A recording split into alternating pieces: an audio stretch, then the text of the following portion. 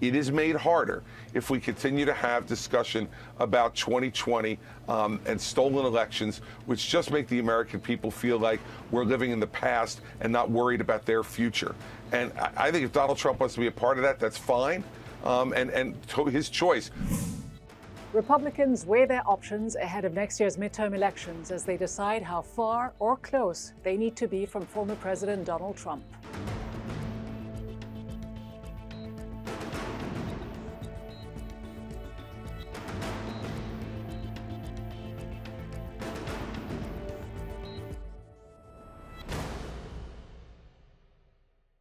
Hello and welcome to Inside America with me, Ghida Fakhry. Republican Senate Minority Leader Mitch McConnell is predicting that his party will have, quote, very good results in next year's midterm elections and could possibly win both the House and the Senate. The Republican confidence about the midterms was reflected in a recent survey released earlier this month, which showed Republicans leading Democrats by 10 points, 51% to 41%, in the 2022 generic congressional ballot. That is the largest margin in the 40-year history of the survey. Other recent polls show that more Americans want to see the Republican Party take control of the House and Senate next year. This, while a majority of registered American voters, 71%, say the U.S. is off on the wrong track. Only 22% believe the country is headed in the right direction. But one central and sensitive issue that confronts and divides Republicans is Donald Trump. The former president, who has recently signaled a possible presidential run in 2024, has been holding rallies and raising large sums of money. He remains a strong voice and at the core of the grand old party's internal politics. His favorability rating among Republican voters stands at 86%. Just 10% hold an unfavorable view of the former president. A survey conducted just last month found that 47% of Republican voters would vote for Trump. No other candidate was above 13%. The same poll found that 67% of Republican registered voters want Trump to run again. So, given Trump's continuing popularity with the base of the party, what should the strategy of the wider Republican Party be? I'm joined by Michael Steele, former chairman of the Republican National Committee. Michael Steele, whether some Republicans like it or not, Trump remains the most popular figure in the party. His band of loyalists in the U.S. Congress know it. Their growing influence reflects the nature, the face of today's Republican Party, doesn't it? Does that worry you as a former party chairman? Yeah, it does, because these people, whether they are in leadership or rank and file members or, occasional participants, are following a man who is neither Republican nor conservative, have banked on his popularity to, as elected officials, sustain them and give them access to voters and dollars. And no party should build itself in that manner, and nor can it sustain itself in that manner. At some point, you have to govern. And when you look at the 4 years of governing under Trump, the only thing people, beat their breasts about are tax cuts. But there's more than that. There's a lot more beyond the economy. There's healthcare, there's infrastructure, which we realized was infrastructure week for 4 years until Joe Biden got us infrastructure. And I think that's the stark contrast that a lot of Republicans find themselves now. You can play the game of politics, but what are you saying to the people about governing? And I think that's a real challenge for the party. And Republicans in Congress, not just his staunch allies, don't seem focused on enacting legislation these days. His allies in Congress no longer represent the fringe of the party. They now have the star power, the social media following to boot. Their influence and the fear of crossing them seems to be all too real. Yeah, are they the future of the party? Yeah, is there any doubt that they are the future? Yeah, I think that's a good point, Ghida, because it really does draw up the contrast for Republicans when you look at the efforts, whether you agree or disagree with the agenda that Democrats have put on the table. And in large measure, I'm kind of mixed on it. There's some stuff that's necessary and important, like, hard infrastructure. There are other things that I think aren't a priority for the American people that have very large price tags to them. So we can have that debate. But the Republican Party has now positioned itself as the party of no to everything. which actually ironically leads to not being able to do anything when you actually have the power. Because, however, unless you have 60 seats in the Senate and you have a very clear majority in the House when you take over the House in 2022, as a lot of people predict, how do you negotiate with a party and a Democratic leadership that you basically crapped over the last 2 years? And then the same was true when Trump was in office. And so both our parties find themselves in this particular predicament right now. The American people are looking at it in a very critical way and trying to figure out, what are you going to do? And as voters assess the 22 election cycle, they're going to have to ask themselves, who's actually going to be able to get something done? Do we give power back to the party that gave us Trump? Or do we try to wing it with the party that has President Biden in place, but hasn't really accomplished the things that they checked off as priorities for themselves? So But that's is the party though able to look forward? Are they still stuck in the past because the country is still evenly divided according to the pollsters? Millions of Trump right. followers are still angry. They've bought into the idea that the election was stolen, whether they truly believe it or not. If you take on those who represent this large faction of Americans more forcefully, don't you risk alienating half of the American electorate? Well, you do, but leadership requires that you actually lead. Leadership requires that you have that conversation and convince Americans of your leadership, your agenda, the goals that you're setting out. I give Joe Biden credit. He has done that from the very beginning of his term, to make very clear to the American people where he wanted to go on COVID, where he wanted to go on the economy, and a lot of the soft infrastructure, schools and daycare programs and things like that, to hard infrastructure, roads and bridges. So he's laid that out. The frustration the American people have right now is it's not coming fast enough. We're still reeling from the impact of COVID in many quarters of the country. We're going into winter now, where there likely could be a resurgence. So there's a lot of ambivalence and concern. So yeah, the American people are, I think, right to be in that space, but you still have to look critically at what has been done. Now you have an infrastructure bill in place. Now you have these other things. So the counter narrative for Republicans is, oh, it's socialism. Well, it's socialism that people want. They want these roads and bridges because they lead to jobs. Yes, and the 13 House Republicans who voted in favor of this bipartisan infrastructure bill have been targeted and singled out by this small group of Trump loyalists. What will the winning Republican strategy have to be moving forward? Because we saw in Virginia, Youngkin, the Republican candidate who ran a successful gubernatorial race, showed that there was potentially a path to electoral victory without tightly embracing Trump, but without disavowing him completely either. Yeah, How close to Trump will anyone running for office need to stay to keep the base on board? Well, you raise a great question there, because as I've been trying to caution people in party and outside the party, do not look at the Glenn Youngkin race for governor, in which he won, basically doing the Heisman to Trump. It's like, no. But then at the same time, wink and nod, I appreciate the endorsement, because he was the model of the candidate that you're not seeing in Republican primaries elsewhere around the country. They look more like Marjorie Taylor Greene and Matt Gaetz than they do Glenn Youngkin. So which means the party's in a bind. Those candidates will win a primary, but they're damn sure not going to make it through a general in a state like Virginia, or a state like Nevada, or a state that is more purplish, if you will. So that's the problem for Republicans looking ahead is, okay, you want to tout Glenn Youngkin as the roadmap, but those aren't the people driving the cars in those races. They're not Glenn Youngkin's, and that's going to be a challenge. And how much of a bind really is the Republican Party in? Because it isn't the reality that people on the far right are slowly taking over the entire GOP. Just look at the acquiescence. It's not slow. The acquiescence, well, perhaps not so slow, by the House and Senate Republican leadership. The virtual silence by the overwhelming majority when Representative Gosar posted that cartoon video depicting violence towards a colleague in Congress and the president himself. Just 2 House members voted to censure him, 2 out of what, 213? Right. So, again, that goes to the problem with candidates. You have the Gosars and the Marjorie Taylor Greens and the Matt Gaetz and others. These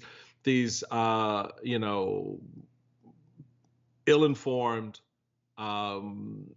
racists in some cases, certainly ignorant individuals who are sitting and serving in the United States Congress, driving the caucus. That to me speaks to Kevin McCarthy and his leadership.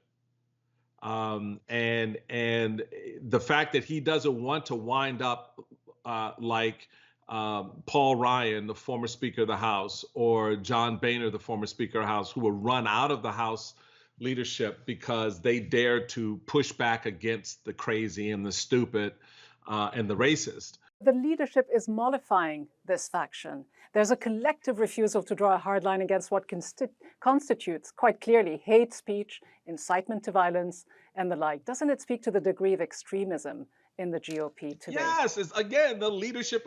We didn't have all this crazy when I was RNC chairman, and there was the emergence of the Tea Party. We didn't have Gosars running around putting out photos of people, of members killing other members. The biggest thing I had to worry about was a candidate declaring she was not a witch. We are a far cry from that. And a lot of it has to focus on what you allow and what you tolerate as leaders of a party.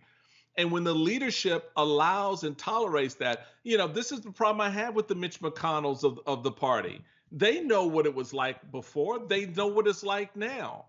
So how do you allow it to occur? Just because you think you want to pick up more seats? Well, look who you're going to be bringing to the United States Senate. Look who you're bringing to the House. That's what you want?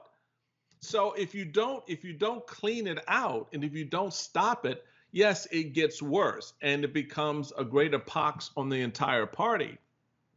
But that doesn't mean that those of us who are left have to A, like it, B, aren't going to try our best to do something about it, and C, make it very clear that this is not what republicanism is. That's the ensuing battle going into 2022, 2024 and beyond. Whether Trump is on the stage or not, the infection is in. Now the question is, how do you kill the infection? How do you root it out? And that's, I think, what you're going to see a lot more of. Michael Steele, always great to talk to you. Thank you so much. Absolutely. Now, while Republicans are expected to do well in the upcoming midterms, there is a split within the GOP over the strategy the party should adopt. In recent weeks, Republicans who crossed party lines to vote in favor of President Biden's massive infrastructure bill have faced threats of retaliation from their colleagues. Representative Matt Gaetz of Florida argued that voting against the infrastructure bill was as important a conservative litmus test as voting against impeaching Trump. He urged party leaders to strip 13 fellow Republican representatives of their congressional committee seats because they had voted alongside Democrats. Another Trump loyalist, Congresswoman Marjorie Taylor Greene of Georgia, branded the 13 as, quote, traitor Republicans and posted their office phone numbers on social media. In a separate incident, the 2 Republican members of Congress who voted to censure GOP Congressman Paul Gosar after he posted a violent cartoon video that depicted him killing progressive Democratic Congresswoman Alexandria Ocasio-Cortez and attacking President Biden with 2 swords also faced angry backlash within the party. Congresswoman Liz Cheney of Wyoming, daughter of former Vice President Dick Cheney, will no longer be recognized as a Republican by her state's GOP Central Committee, and Representative Adam Kinzinger of Illinois has announced that he would not seek re-election. Now, for many Republicans, Glenn Youngkin's recent success in the Virginia governor's race is a blueprint for how to deal with some of their biggest challenges: how to win over voters in swing states, exploit President Biden's weaknesses, and navigate their party's relationship with former President Trump. In a memo sent to members of the Conservative Republican Study Committee this week, Representative Jim Banks advised lawmakers to, quote, learn from Glenn Youngkin. Banks wrote, Youngkin turned out the Republican base in Southern Virginia, kept working-class voters in the fold, and made big gains in suburban, immigrant-heavy, college-educated, and wealthy Northern Virginia. So then, will this strategy work at the national level? I'm joined by Ron Nearing, Republican strategist and former California Republican Party chairman. Ron Nearing, polls show that the Republican Party today is on track to perform well in the midterm elections, but which Republican Party will it be? Is there any doubt that it will be Trump's party, or could it be the Never-Trumpers? I don't really see it that way. I see it as America is interested in an alternative to the status quo. Historically, midterm elections tend to go to the opposition party. I think that will be especially so in this case because of some of the missteps that we've seen from the Biden administration and the condition of the economy currently with inflation and other problems that have only worsened since he's come into office. So I think this is going to be the party that offers an alternative to the status quo from the Biden administration that you'll see retaking the House and possibly the Senate in next year's midterm election. You say an alternative to the status quo, but how beholden to the former president will the party need to be? I don't really think that's a primary factor in that I think what's going to happen in Washington is Republicans are going to put forward an alternative in terms of taxes, spending, the economy, jobs, debt, solving getting through the pandemic, addressing inflation and the like. The former president's going to do what he's going to do, and that's all about 2024. But I really don't see former President Trump being actively involved in the day-to-day affairs either of the campaign in 22 or of what happens in 2023 when presumably Kevin McCarthy will be the next Speaker of the House. Yeah, but let's face it, I mean, the party isn't really focusing on all these issues, the bread and butter issues that you speak about. They seem to be committed to stoking divisions in the country and resentment among Americans. They feel that this is the winning strategy, perhaps, to rally the base. Well, I think there's a different point of view than that. I'm not sure that that's the dominant point of view. If you take a look at what just happened in the Virginia governor election, for example, that wasn't the case. You saw a Republican candidate, Glenn Youngkin, who didn't make it the election about the past. He made the election about the future and about the issues of concern to Virginians, and he won. Not only did he win, but his running mate statewide won, and Republicans won control of the state legislature. And this is in a state. He didn't publicly embrace Trump, but he didn't disavow Trump's endorsement either. It's a very thin line that the candidates seem to need to walk in order I don't think it's a thin line at all. It's not a question of whether it's for or against the former president. I think it's about whether you're focused on the future or focused on relitigating the past. And Glenn Youngkin showed that the winning campaign was about the future and not the past. And I think you'll continue to see that on the part of congressional candidates and Senate candidates going forward. Well, you say it's about the future, but the party had the chance to, as the slogan goes, dump Trump after he lost the election. And after he continued to claim that it was stolen, they decided not to do it, not to take the risk. Now the GOP seems to be stuck with Trump and with the specter of Trump, whether he eventually seeks the nomination, gets it and runs again in 2024, or decides not to. Was it a big mistake? Is the Republican Party now stuck with Trump? Once again, take a look at the most recent victory that we had. It was not about the former president. It was about the future. And there's a significant number of Republican voters who continue to support the former president, and that's fine. And they are Republicans, and they continue to be welcome in the party, an important part of the party. However, the question for leaders is, do we want to make our elections about relitigating the past or about focusing on the issues of concern to voters today? And every single day we see that with President Biden's approval rating pretty low, people are looking for an alternative. And the important thing that people will look for is who's going to address the issues that I'm facing and my family is facing, my job, my security, safety, whether we're moving past this pandemic, whether we're going to address our ballooning national debt and other concerns about the future. I think that's where the real battle is going to be. Well, as you say, it is about the electorate, but it seems that the real battle is not on these socioeconomic issues, but on the cultural issues that divide Americans and which the Republican Party seem to be tapping into. The Pew Research Center, in one of its latest studies about the American electorate, characterized nearly a quarter of the GOP supporters as the populist right. The populist right didn't appear overnight. What does it boil down to? And is Trump the biggest problem, or is he and his supporters stoking this phenomenon? Yeah, so I'm just going to, I don't accept the premise of the question. What I see is a Democratic Party that has embraced certain ideas on the extreme left wing, for example, defunding the police, which became a topic of discussion in the 2020 election following the various riots that took place in 2020. And there were Democrats who admitted that going anywhere near that issue was a huge mistake for the Democrats. And it's why, even though Joe Biden and Kamala Harris won the White House, Republicans gained seats in the House of Representatives. Likewise, there are other, there are related issues. Bail reform in New York. You see organized theft in California this week because of policies that are soft on criminals and do not adequately protect the public.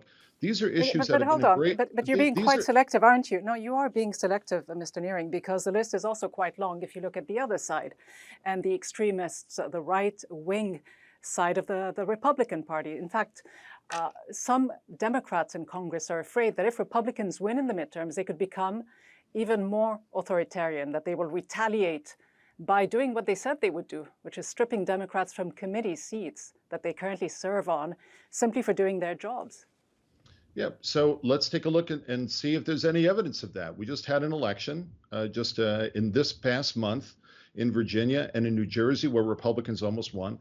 Was that a subject that the Republican candidates for governor, lieutenant governor, attorney general, or state house focused on whatsoever? Absolutely not. These are specters that are raised by partisan Democrats who are trying desperately to save the Biden administration, which is not doing well right now. I thought the Biden administration would be doing better because Biden is a well-experienced politician from having been in Washington for about 40 years. But he's not doing well. That's a different issue, though. But look at the facts, though.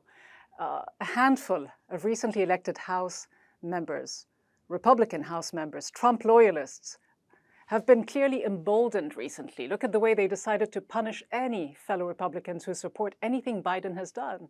So if the issue is really to do what the majority of the American public and the constituents want, that's not happening. That's not what Republicans in Congress are doing. Well, I'm pointing to the actual election campaigns that just took place.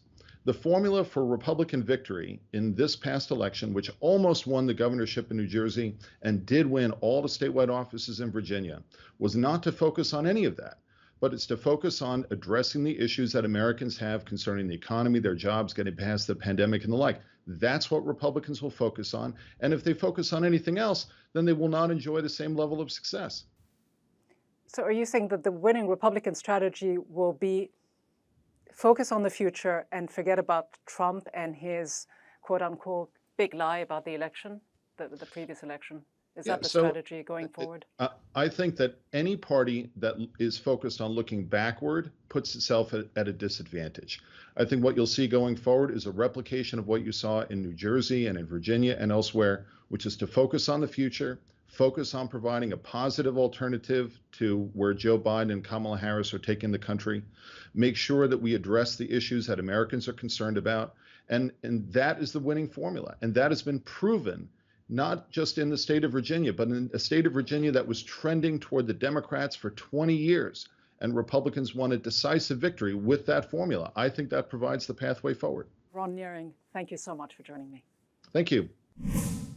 On the face of it, if one believes pollsters, Donald Trump will be the Republican candidate in 2024. It is difficult to imagine a Republican challenger who stands a chance of stealing from him the GOP nomination. The few lonely dissenting voices within the party are muffled by a chorus of indefectible Trump loyalists, the very same ones who mocked, derided, and insulted candidate Trump in 2015. As to his base, it's a magma of die-hard worshippers, traditional conservatives, right-wingers, white nationalists, white supremacists, evangelists, Second Amendment believers in the right to own guns, anti-immigrants, and xenophobic voters who are not going anywhere. Now, of course, all American would-be Trump voters do not belong to these groups, but virtually all of the voters making up these categories have and are most likely to vote again for Trump. Were it that simple, Trump 2024 would be a foregone conclusion, but it isn't. The complexity of the US electoral structure is such that the concept of a majoritarian system is an illusion. The reality is that a handful of so-called swing states determine who sits in the Oval Office. In 2016, only 77,000 votes in 3 states, Michigan, Pennsylvania, and Wisconsin, put Donald Trump behind the resolute desk in the White House.